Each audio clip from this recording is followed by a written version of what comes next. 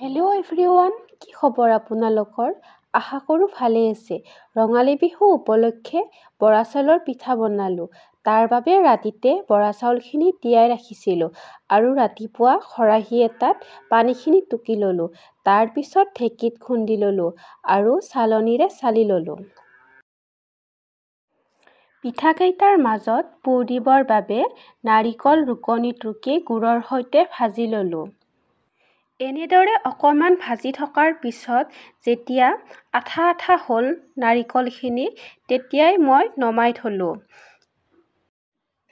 এতিয়া মই পিঠাকেইখন বনাই গ'লোঁ।